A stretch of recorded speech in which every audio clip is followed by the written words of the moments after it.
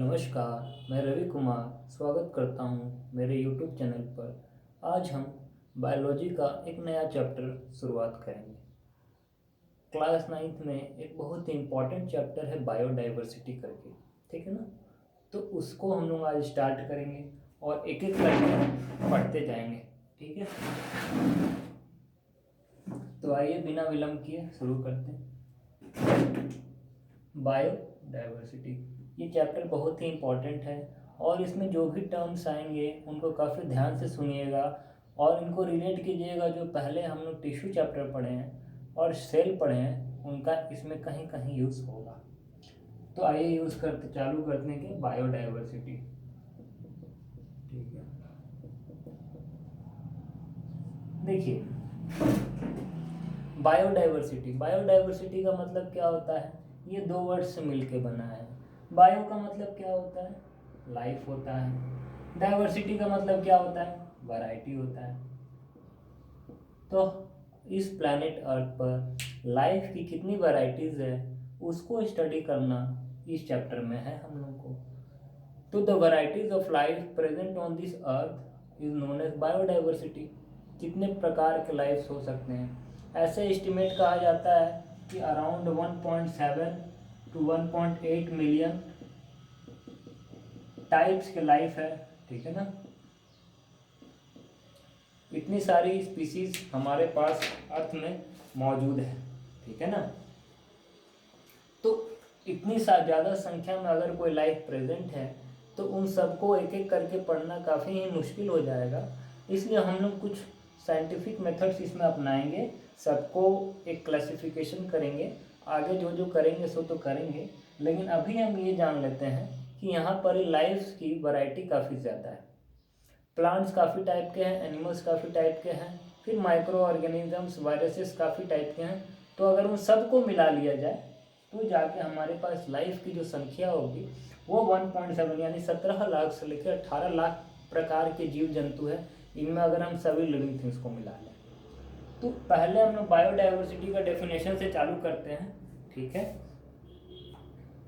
तो इस सिंपल सा मतलब है the variety of life present on the earth.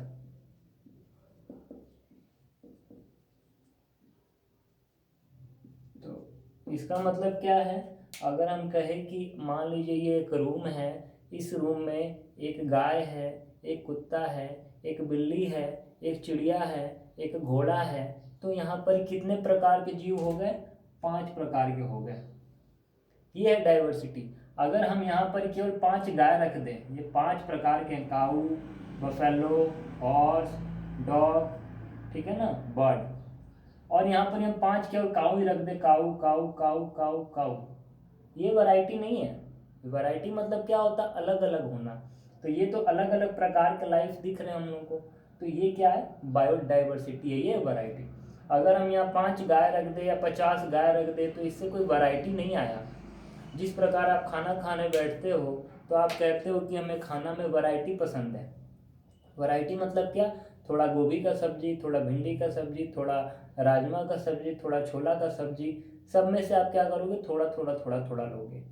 ये नहीं कि एक ही सब्जी ले लिए फूल गोभी पूरा दुनिया भर का, वो फिर वैरायटी नहीं हुआ, ठीक है ना।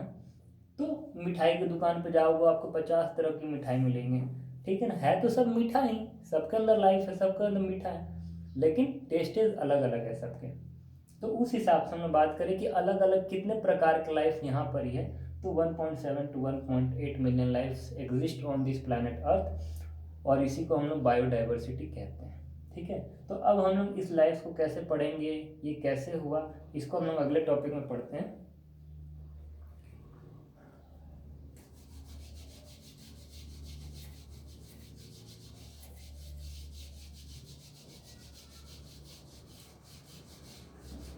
ठीक है, तो जब हम बायोडाइवर्सिटी पढ़ लिए तो बायोडाइवर्सिटी के बाद हम लोग पढ़ेंगे कि जो लाइफ्स है, इतनी ज़्यादा लाइफ्स है, इसको हम लोग क्या करें, ठीक है ना। तो इनके बारे में अगर हमको सिस्टमेटिक स्टडी करना है तो इनको हम लोग को क्लासीफाई करना होगा। क्या करना होगा, क्लासीफाई करना होगा अलग अलग क्लासेस में। जैसे कि अगर मैं बताऊं यहाँ पर ही कि अगर हमको 17 लाख में से किसी एक पार्ट को लेना है, लाइफ को लेना, और उसके बारे में सारी जानकारी मिल जाए, तो आप ये कैसे करोगे? मान लो आप दुकान पर गए हो और आपको बोले हो कि लाइफ बॉय साबुन चाहिए, तो आपको कैसे देगा दुकानदार? वो जाएगा, देखेगा साबुन वाला अलमारी कौन है, उसमें से नहाने वाले साबुन कौन है, उसमें से एक साबुन लगा के आपको दे देगा। ठीक है ना? उसी तरह अगर आप दवा की दुकान में गए और वहाँ पर बोले कि हमें दवा चाहिए, तो वो सारे दवा अगर मिक्स करके रख दे और उसमें से तब एक दवा खोजना पड़े, तो आपके लिए कितना मुश्किल होगा। तो इसीलिए यहाँ पर ही 17 लाख लाइफ से उसमें अगर एक लाइफ के बारे में पूछा जाए और सब ऐसे मिक्स रप रहे, तो कितना दिक्कत होगा। ठीक है ना? तो इसलिए हम लोग साइंटिफिक मेथड्स अपनाते हैं, उस लिविंग थिंग को पहचानते हैं, ठीक है ना, उसका नामकरण करते हैं और उसका क्लासिफिकेशन करते हैं। ठीक है ना? और इस तीनों चीज को जब मिला देते हैं तो इसको हम लोग क्या कहते हैं? टैक्सोनॉमी कहते हैं। क्या कहते हैं? टैक्सोनॉमी। टैक्सोनॉमी क्यों करते हैं हम लोग? अपनी सहूलियत के लिए, कि इसका कुछ नाम हो, इसका कुछ पहचान हो, इसकी कुछ खासियत हो। हम लोग ये अगर कर देंगे तो अगली बार जब उसके बारे में हमको कुछ स्टडी करना होगा या कुछ नया खोज होगा उस लाइफ के बारे में, तब हम आसानी से उसको पढ़ सकें। तो टैक्सोनॉमी 3 चीज से मिलकर बनता है। टैक्सोनॉमी 3 चीज से मिलके बनेगा। ठीक है ना? वो क्या क्या है? टैक्सोनॉमी में पहले हम लोग करेंगे आइडेंटिफिकेशन। पहले तो लिविंग थिंग को पहचानेंगे, मैं सब लिखाऊंगा, कोई दिक्कत नहीं है। उसके बाद उसका नामकरण होगा, 1 2। नोमेनक्लेचर जिसको कहते हैं, मतलब उसका कुछ नाम होगा। जैसे एक छोटा बच्चा घर में जन्म लेता है नया नया, तो उसका नाम होता है ना, राम श्याम, जो भी नाम होगा वो हम लोग रखते हैं। फिर उसके बाद आता है क्लासिफिकेशन। ठीक है ना? उसके बाद क्या होगा? क्लासिफिकेशन। तो कोई भी लाइफ अगर मिलता है हम लोग को, तो सबसे पहले ये 3 स्टेप्स हैं उसमें फॉलो किए जाते हैं। ठीक है ना? तो इसी को क्या करते हैं हम लोग? टैक्सोनॉमी कहते हैं। टैक्सोनॉमी क्या है? साइंटिफिक मेथड है किसी चीज को। टैक्सोनॉमी क्या है? साइंटिफिक मेथड ऑफ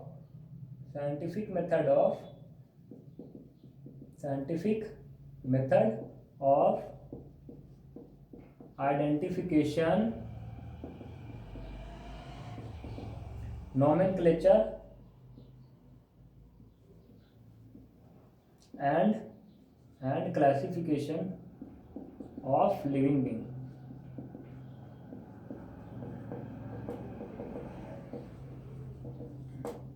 ठीक है?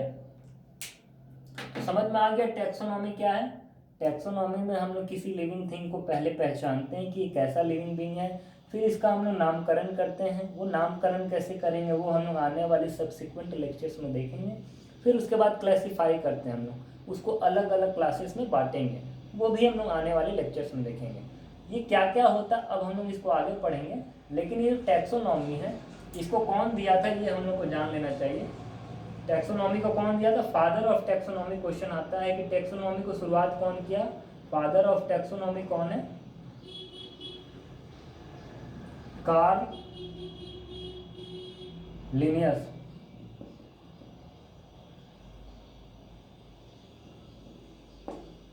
ठीक है ना? लिनियस। इसको कौन है फादर ऑफ टैक्सोनॉमी? लिनियस है। ठीक है ना? तो आपको मेनली यहाँ पर क्या याद रखना है? लिनियस याद रखना है, कार्ल लिनियस, ये फादर ऑफ टैक्सोनॉमी है। ठीक है ना? अब हम लोग इसको एक एक करके पढ़ेंगे कि आइडेंटिफिकेशन क्या है, नोमेनक्लेचर क्या है, क्लासिफिकेशन। मैंने मतलब तो बता दिया, अब मैं डेफिनेशन भी लिखवा दूंगा ताकि आपको याद हो जाए। ठीक है? तो टैक्सोनॉमी में सबसे पहले हम लोग क्या, एक बार इसका स्क्रीनशॉट ले लीजिए। चलिए, इसके बाद हम लोग तीनों को अच्छा से पढ़ लेते हैं, फिर आगे बढ़ते हैं। तो सबसे पहले हम लोग क्या करते हैं? आइडेंटिफिकेशन करते हैं। किसी भी चीज को अगर हम लोग को क्या करना होगा? पहले आइडेंटिफिकेशन करना होगा। ठीक है ना? तो ये प्रोसेस क्या है? Process by which any living being is recognized from other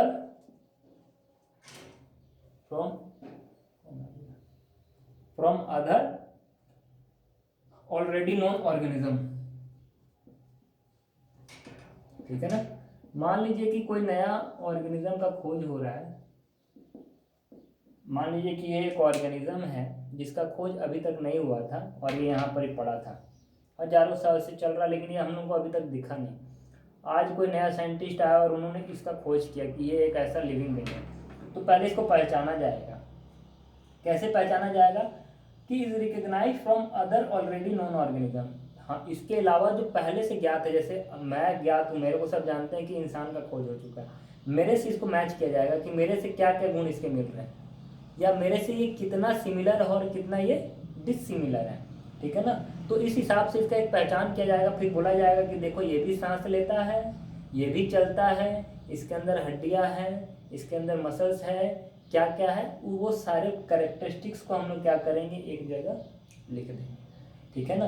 तो इसको कहते हैं हम लोग आइडेंटिफिकेशन, ठीक है ना। नोमेनक्लेचर क्या, कुछ नहीं है, जब हम लोग को पता चल गया कि भाई इसके अंदर ये गुण है, तो नोमेनक्लेचर कर दिया जाएगा। तो नेमिंग ऑफ ऑर्गेनिज्म, जैसे टाइगर का खोज हुआ तो टाइगर का नाम रखा गया ना कि इसको टाइगर कहेंगे। Naming of an organism according to scientific methods,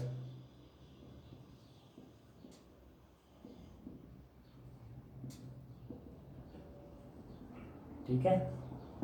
तो ये नोमेनक्लेचर क्या है, किसी चीज को हम लोग नामकरण करेंगे लेकिन वैज्ञानिक विधि से, ठीक है ना, ऐसे नहीं कि, और नाम करना क्यों जरूरी है। मान लीजिए आप अपने रिश्तेदारों के घर में जाते हो, किसी के घर में, और वहाँ 15 से 20 बच्चे हो या 25 बच्चे हो और वहाँ किसी का नाम नहीं है, और आप नाम से बुलाओ कि ओ हीरो, ओ जीरो, ओ लाडू, ओ कुछ भी, है ना, तो छोटा, टिकना, लंबा, मोटा, काला, कैसे बुलाओगे आप, ठीक है ना। तो काफ़ी कंफ्यूजन होगा, ठीक है ना। तो उस समय नाम करना काफ़ी ज़रूरत हो जाता है, इसलिए हम नामकरण करते भी हैं। तो उसी कंफ्यूजन से बचने के लिए हम लोग यहाँ भी क्या करते हैं, नोमेनक्लेचर करते हैं, यानी कि नेमिंग करते हैं। लेकिन ये साइंटिफिक मेथड से होता है। ये कौन सा साइंटिफिक मेथड है, इसको हम लोग आगे पढ़ेंगे, ठीक है। उसके बाद आता है तीसरा, क्लासिफिकेशन।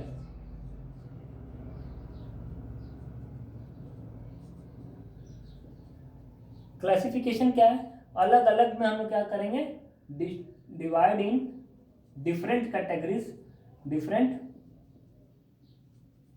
कैटेगरीज, इतने सारे लिविंग बींग्स हैं, उनको अलग अलग कैटेगरीज में हम लोग डालेंगे based on similarities and based on similarities and dissimilarities, डिससिमिलैरिटीज,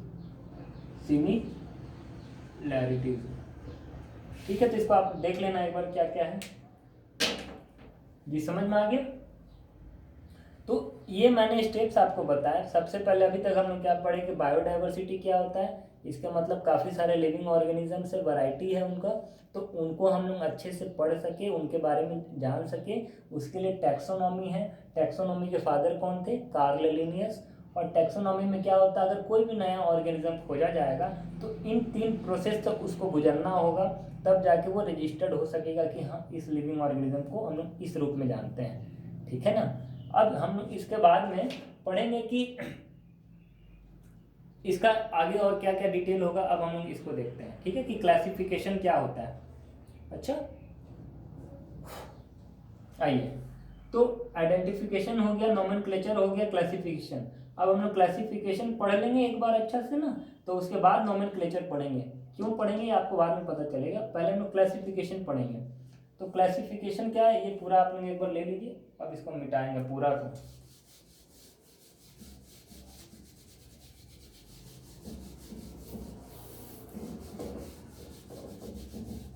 classification मतलब क्या है कि क्लास, क्लासिफिकेशन में क्लास आ रहा है ना।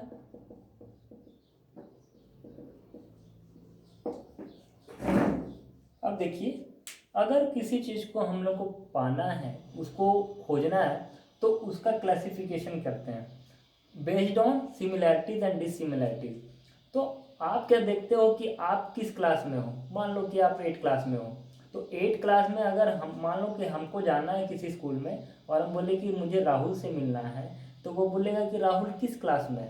कितने बार गार्जियन आते हैं टिफ़िन लेकर कि मुझे ये टिफ़िन देना है, अच्छा अच्छा, आपका बच्चा इसी स्कूल में पढ़ता है? हाँ हाँ, इसी स्कूल में पढ़ता है। पहले तो स्कूल सेम होगा, फिर उसके बाद पूछा जाएगा कि आपका बच्चा किस क्लास में पढ़ता है। वो कहेंगे कि राहुल नाम है और 8th क्लास में पढ़ता है, या पहले कहेंगे कि 8th क्लास में पढ़ता है, तो फिर प्यून पूछेगा अच्छा 8th क्लास में पढ़ता है, सेक्शन क्या है उसका, तो बोलेंगे कि A B या C कुछ भी होगा, मान लो कि B सेक्शन है, B सेक्शन में राहुल नाम का लड़का पढ़ता है, उसको ये टिफिन जाके देना है। तो क्लासिफिकेशन हुआ है, ठीक है ना। 8th क्लास में जो है राहुल, वो 8th क्लास में है, 9th क्लास में वो नहीं मिलेगा। 9th क्लास में अगर वो जाएंगे तो 9th क्लास के बच्चे मिलेंगे, 10th में जाओगे तो 10th क्लास के बच्चे मिलेंगे, ठीक है ना। तो ये क्या होता है कि जो क्लासिफिकेशन होता है वो कुछ आधार पे होता है, ठीक है ना, कि इस क्लास में ये बच्चे हैं। मान लीजिए मैंने बोला कि रैंक बनना है, कि आपका क्या रैंक आया, आप बोले मेरा फर्स्ट रैंक आता है क्लास में। मैंने बोला किस आधार पे हम माने कि आपको फर्स्ट रैंक आता है, तो हम लोग पढ़ेंगे क्या होता है, बेसिस ऑफ क्लासिफिकेशन। बेसिस क्या है, किस आधार पे। तो आप बोलोगे सर मेरे नंबर सबसे ज़्यादा आते हैं इसलिए मेरे को फर्स्ट रैंक मिलता है। हम कह दें कि नहीं, जो सबसे अच्छा बोलेगा क्लास में उसको फर्स्ट रैंक मिलेगा, तो तब क्या तब भी आप फर्स्ट आओगे? हो सकता है नहीं, हो सकता है हाँ। तो अगर मेरा क्लास बेसिस चेंज हो गया, कि मेरा आधार अगर ये चेंज हो गया कि जो सबसे अच्छा क्रिकेट खेलता है उसको फर्स्ट माना जाएगा, तो आप फिर फर्स्ट नहीं होगे। अभी मेरा बेसिस क्या है कि हाँ पढ़ाई में अच्छे नंबर लाना, वो फर्स्ट माना जाएगा। उसी तरह क्लासिफिकेशन हम लोग करेंगे बेसिस पे, कि क्या बेसिस है, ठीक है ना, किस आधार पे। तो क्लासिफिकेशन करने के लिए हम लोग को बेसिस इसलिए ज़रूरत है क्योंकि सबके पास बहुत डिफरेंट डिफरेंट फीचर्स है। आप बोलोगे सर सबके पास सर है, पैर है, हाथ है, मुंह है, उसी आधार पर कर देते हैं। नहीं, ऐसा नहीं होगा, ठीक है ना। किसी के पास सर तो है, किसी के पास सर नहीं है, किसी के पास पैर तो है, किसी के पास कुछ नहीं है, ठीक है ना। तो बहुत वैरायटीज है, तो हम लोग को कुछ बेसिस देखना होगा कि किस बेसिस पर हम लोग क्लासिफिकेशन करें, ठीक है ना। तो आइए, क्लासिफिकेशन क्या होता है पहले ये जान लेते हैं। अरेंजमेंट है ऑर्गेनिजम्स का, अरेंजमेंट है क्या, arrangement of organism in different categories, ठीक है ना, in different categories based on similarities and dissimilarities, जो अभी हम लिखाए थे। अभी क्लासिफिकेशन करने से पहले एक बहुत महत्वपूर्ण बड़े वैज्ञानिक हुए जिनका नाम था चार्ल्स डार्विन। चार्ल्स डार्विन ने कहा कि देयर इज रिलेशन बिटवीन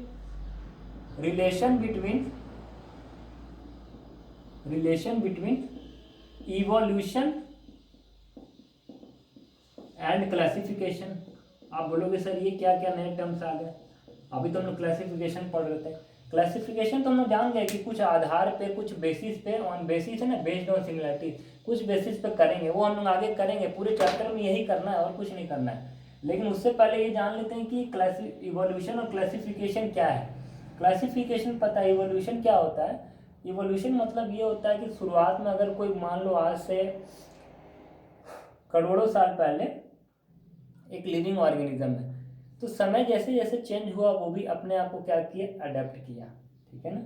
क्या किया, अपने बॉडी में चेंजेस लाया। क्यों लाया, क्योंकि उसको पता है कि अगर सब इन्वायरमेंट चेंज हो रहा है, मौसम चेंज हो रहा है, अगर हम अपने आप को नहीं बदलेंगे तो हम मारे जाएंगे, ठीक है ना। तो समय के साथ क्या होता है, एक लिविंग ऑर्गेनिजम्स के बॉडी में डेवलपमेंट होता है, चेंजेस होता है, मॉडिफिकेशन होता है, ताकि वो उस वहाँ के इन्वायरमेंट और सराउंडिंग्स में खुद को अडेप्ट कर सके। तो कुछ लिविंग ऑर्गेनिजम्स अडेप्ट कर जाते हैं, कुछ नहीं कर पाते हैं, ठीक है ना। तो उसी को इवोल्यूशन कहते हैं। इवोल्यूशन मतलब क्या, जैसे हम लोग पढ़े थे कि एक जिराफ है, जिराफ का गर्दन इसलिए लंबा हुआ क्योंकि उसको घास नहीं मिल रहे थे, और पेड़ के पत्तों को खाने के लिए उसको अपने नेक को स्ट्रेच करना पड़ता था, गर्दन को, इसलिए लंबे हो गए। तो इनका एक बुक था ऑरिजिन ऑफ स्पीसीज, ठीक है ना, ऑरिजिन ऑफ लाइफ करके ऐसा कुछ, हाँ ऑरिजिन ऑफ स्पीसीज करके बुक था उनका, उसी में उन्होंने ये बात कही।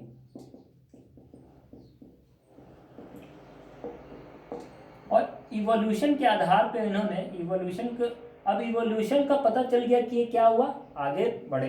तो ये दो भाग में आप बोलोगे सर ये दोनों रिलेट कैसे है। इवोल्यूशन में क्या हुआ, एक तो पहले जैसा था वैसे का वैसे रह गया, एक क्या किया अपने आप को एडवांस कर लिया। अब मान के चलो आपको अभी भी नहीं समझ में आया तो समझो कि कोरोना का लॉकडाउन पीरियड आया, तो इसमें क्या हुआ कि पूरे स्कूल्स बंद हो गए, ठीक है, तो सारे मेथड्स हो गए ऑनलाइन पढ़ने के, ठीक है। तो अगर कोई व्यक्ति बैठा है कि नहीं मैं स्कूल खुलेगा तभी पढ़ूंगा, नहीं तो नहीं पढ़ूंगा, गांव में खूब घूमूंगा, खेलूंगा, दोस्तों के साथ मस्ती करूंगा, स्कूल से कोई मतलब नहीं रखूंगा, ठीक है ना, तो वो लड़का कहाँ चला जाएगा। अगर आप इस लेक्चर को देख रहे हो, आप क्या किए, अडेप्ट किए, जैसे चेंजेस हुआ आपको पता चला कि अब जमाना बदल गया है, ठीक है ना, अब ऑफलाइन टीचर नहीं मिलेंगे, अब ऑनलाइन ही पढ़ना होगा, तो आप अपने आप को अपडेट कर लिए। वहीं अगर आप अपने आसपास लोगों को देखो, अपने परिवार में लोगों को देखो, तो वो अभी भी घूम रहे हैं, उनको कोई मतलब नहीं है पढ़ाई से, और इनका खामियाजा उनको भुगतना पड़ेगा, चाहे गलती किसी की भी हो, जो बहुत आराम से बैठे हैं या उनकी किसी को फिक्र नहीं है, तो उनको खामियाजा तो भुगतना पड़ेगा, ठीक है ना। तो इवोल्यूशन हुआ तो एक तो एडवांस हो गया, अपने आप को चेंज कर लिया ज़माने के साथ, समय के साथ, और दूसरा वहीं का वहीं रह गया। तो इवोल्यूशन के आधार पर हमने बांट दिए, दो भाग में बट गया ना। क्लासिफिकेशन क्या होता है, बांटना ही तो होता है, ठीक है ना, अलग अलग ग्रुप में बांटना। तो एक बना हमारा प्रिमिटिव, एक बना क्या हमारा प्रिमिटिव, और एक बना एडवांस। आप बोलोगे सर प्रिमिटिव क्या है, प्रिमिटिव मतलब जो पुराना लिविंग और क्रिएचर वो अब रहेगा तो समाज में रहेगा तो, लेकिन अब उसका कोई वैल्यू रहेगा नहीं, ठीक है ना, वो अपना कितना नुकसान कर चुका है उसको खुद ही नहीं पता। तो प्रिमिटिव वाला क्या रहेगा, वैसे का वैसा ही रहेगा, ठीक है ना। इसको अब इसके पापा मम्मी या कोई भी इसको समझाए कि नहीं समझाए, प्रिमिटिव को पता नहीं है, ये प्रिमिटिव की गलती है, लेकिन प्रिमिटिव वैसे का वैसे रहा, क्या बोला जाएगा, ओल्ड बॉडी, ठीक है ना। ये क्या है, रिसेंट, जो अभी में प्रेजेंट में जी रहा है, ठीक है ना, उसको कहेंगे हम लोग एडवांस, ठीक है ना। तो ये होता है इवोल्यूशन। इवोल्यूशन मतलब क्या, समय के साथ अपने आप को अडेप्ट कर लेना किसी लिविंग ऑर्गेनिज्म के द्वारा। अगर आपको इवोल्यूशन का डेफिनेशन लिखना है तो मैं उसको भी लिखवा दूंगा, ठीक है ना। पहले आप इसका स्क्रीनशॉट ले लो, ठीक है, उसके बाद मैं यहाँ लिख देता हूँ, ऊपर में लिख देता हूँ।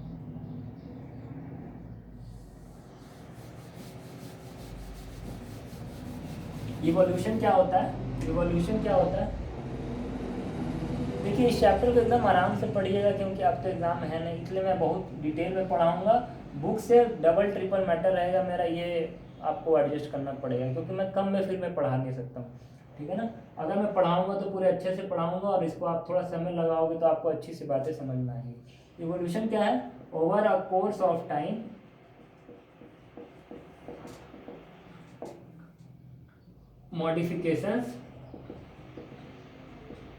modifications in living being to adapt the changes in environment, ठीक है ना। तो इवोल्यूशन क्या है, आपको ये भी बात समझ में आ गया।